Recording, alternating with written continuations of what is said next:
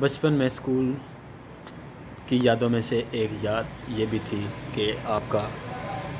Best friend जो कि ख़ुद तो पढ़ता नहीं था और आपको भी साथ पढ़ने नहीं देता था, यही उसकी कोशिश होती थी कि अगर मैं कोड़ा तो ये भी कोड़े रहे। तो अगर आप खुदा न खास्ता पढ़ाई करने के लिए बैठ जाते तो वो आ जाता और कैसे आपको वो करता, डिस्ट्रैक्ट करता आपकी पढ़ाई से। वो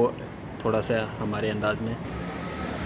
चौधरी किताबां लैके बह गए हैं, खुदा दा ना ही उठ चलिए जट खेड़ा यार मान जा कौन खैर ही कल पढ़ मैंने बड़ी ज़िंदगी पई है, सारी ज़िंदगी पढ़ना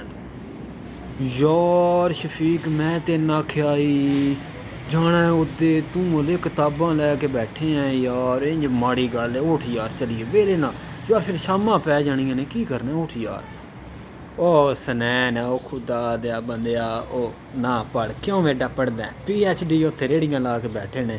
ते तू खरमा लिया ते किताबां खोलियां ने साइंसां ते ये ते वो की छड़ परां की करने। भाई जी मैं चाही तुहानू आख्या आ जाओ ते तुसी किताबां लैके बह गए हो भाई, मैं तुहानू बैटिंग ही कोनी देनी ना बॉलिंग देनी है, तू हूँ बच्चे फील्डिंग करनी है, तू किताबां पढ़ ठीक है। चौधरी दुनिया चंद ते टुर गई है, तू किताबां लैके बैठे हैं केड़े कम्मां पै गए, छड़ दे यार कौनू फायदा इन्हां च। यार जेह्ड़े पढ़ने आह्ले होंदे ने ना ओह् बंदे ही कुछ होर होंदे ने, मूंह ते वेख अपना शक्ल ते वेख पढ़ने आह्ली है सही, छड़ किताबां टुर चलिए पढ़ेआ।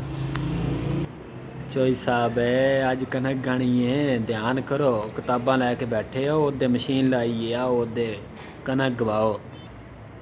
यार अनस मैं तेन कल आख्या सी कि बाइक ठीक कराने जानी है ठीक है, तो तू हले तक किताबां लैके बैठे हैं, उठ चलिए। यार अदील घर दी मोटर ख़राब हो गई है ते पानी कोनी नहाने वास्ते, पानी कोनी वेख बगैर नहाते खुश्की वेखे न यार, मोटर वाले बुला लविए, मोटर ठीक करा लविए, उठ उठ जल्दी कर छड़ किताबां।